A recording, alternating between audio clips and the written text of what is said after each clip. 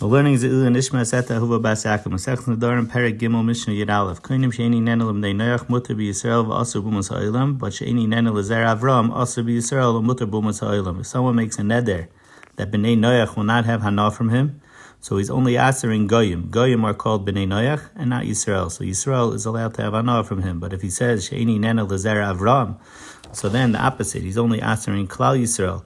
Because after Avram was born, the Gemara says, Klal Yisrael is called after Avram. Umuter b'umas ha'olam, but goyim could have hana from him. And this includes Yishmael and Esav are both not considered Klal Yisrael. They're both not called Bnei Avram. The Gemara says, because b'Yitzchak yikar l'cha zera, lafuke Yishmael, and b'Yitzchak v'loi kol Yitzchak, and lafuke Esav. The Mishnah continues, she'eni nenu Yisrael, which means that I will not have hana from Yidden, from Klal Yisrael. And he wants to go to the store to buy or sell, is lekeach b'yaser, he has to buy for more, so he's not having any hana from them. Umoicher b'pachos, and he sells it to them for less. And the opposite, if he says, she'Yisrael nenen li, that I don't want Klal Yisrael to have hana from me, so then lekeach b'pachos, when he buys it, he has to buy it for less. Umoicher b'yaser, when he sells it to them, he sells it to them for more. If he could find someone that's willing to do that, to take that loss. But if he says she'eni nena lehem v'hein li, if he says both ways, so now he's stuck. He can't have any hana masa matim with Klal Yisrael. So then yehena lenachrim, he has to deal with goyim. The Gemara has three categories, which Rabbi Kiveig over here sums up nicely. That there are certain things that are sold very easily, and those things those things have hana lekeach. In other words, if someone finds such a thing to buy like that, then he has hana that who's able to buy such a thing. And then there are other things that is zvina derami al ape, which is an item which is hard to sell. And then if a meicher actually sells something like that, then he automatically has hana. Meaning, depending on the type of product, even if you're selling it for the exact price, it will be either hanas lekeach or hanas meicher if it's something that's easily sold or not easily sold. But if you're buying something at a lower price, then avada it's hanas lekeach, and if you're buying it at a more expensive price, then avada it's hanas meicher. Our mission is talking about a zvina mitzi that's not easily sold and not hard to sell. The Mishnah continues, koinim she'eni nena la'arelim, muter b'areli Yisrael v'asar b'mulei umas, koinim she'eni nena la'mulim, asar b'areli Yisrael, muter b'mulei akum. If you use the word arelim, that they won't have enough from you, so that's referring to goyim. It's regardless of whether they have a bris milah or not. But if you use the word mulim, then that's referring to Klal Yisrael, again, regardless of whether they have a bris milah or not. She'en ha'arla kruya. When we refer to the word arla, we're not referring to the fact that they didn't have a bris. Ela l'shem akam. Every guy is called an arla.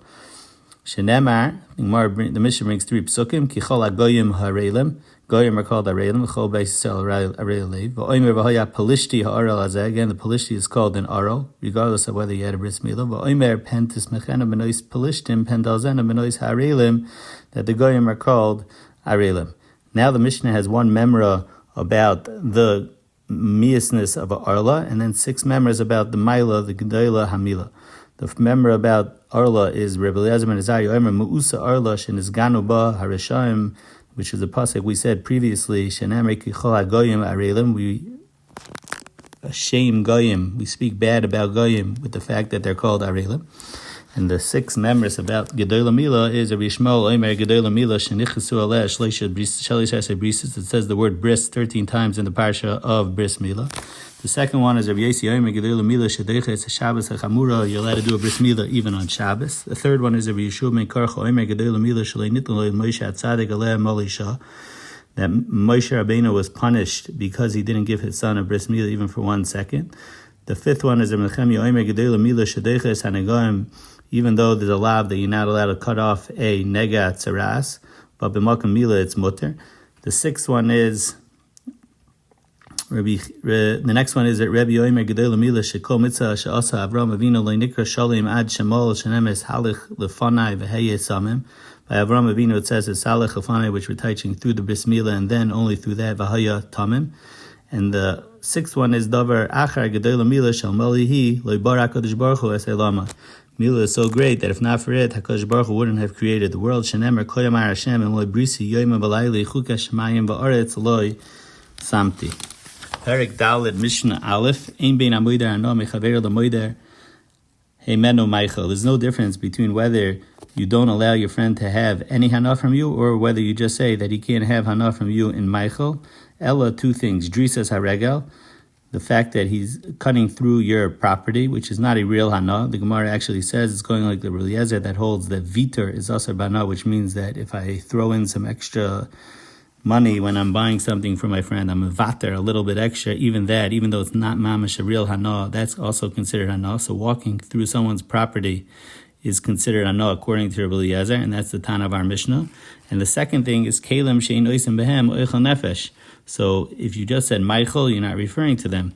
But if you said hana, then even all kalim, even kalim which are not used for food products, are also bana. The Mishnah explains further this, hamoider Michael mechaver. If you say that you're not going to have hana Michael, so then you're not allowed to have hana not only from food, but any kli which is used to prepare the food. Lo yesh yelenu napa v'kaver, which are things that are used for sifting.